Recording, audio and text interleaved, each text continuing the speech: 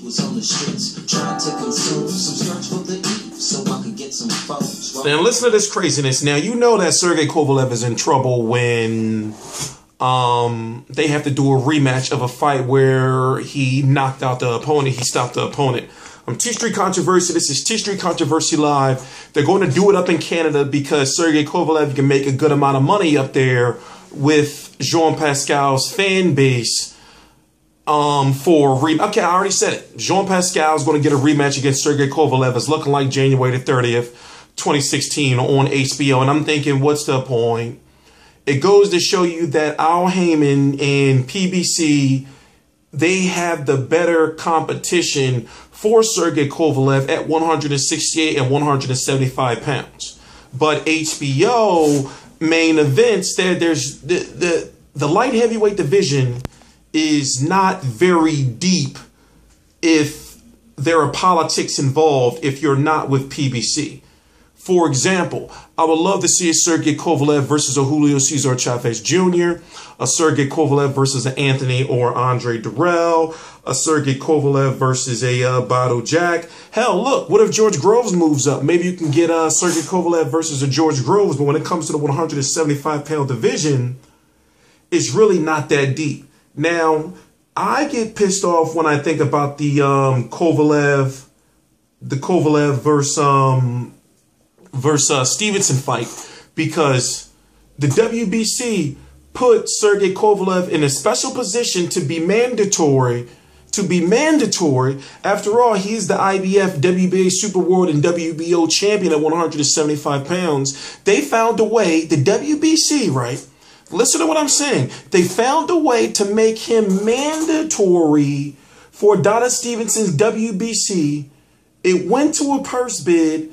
Sergey Kovalev doesn't show up to the purse bid. Or the purse bid gets dropped. Why?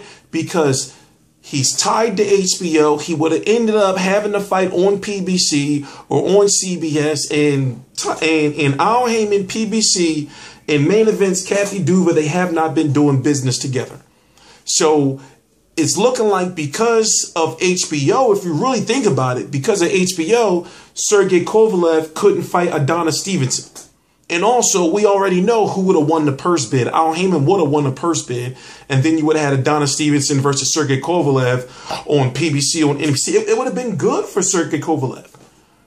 You know, it would have been good. He would have made a lot of money. But that's where politics really get involved, like with boxing. So when it comes to like Al Heyman fighters, hold on, I'm looking for this rankings list I use. When it comes, like Al Heyman has the better 175 pound and 168 pound stable, to where if you look at the pickings of Sergey Kovalev of people that he can fight, and he could have fought Alter Bertabiev.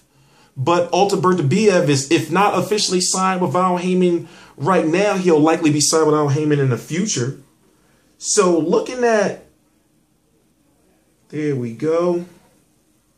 Let's see rankings. So looking at the landscape of the 175-pound division, you have to think, why is he rematching Jean Pascal? Because he's got nobody else to fight. Now, how will the fight do? Will fans be accepting of the fight once they know it's officially official? Okay, for example, oh my God, look, I forgot to talk about my man from Farah.